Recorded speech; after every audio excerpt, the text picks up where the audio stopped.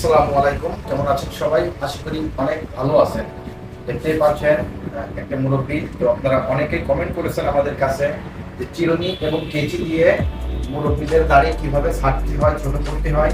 তো আজকে সম্পূর্ণভাবে দেখাতে চলেছি কিভাবে চিরুনি এবং কেচি দিয়ে দাড়ি ছাঁটতে হয়, ছোট করতে হয়, স্টেপ বাই স্টেপ। তো আসুন। তো আমাদের এই যে মুরব্বী, তিনি উপরে বেলেট লাগাবেন না এই চলের উপরে।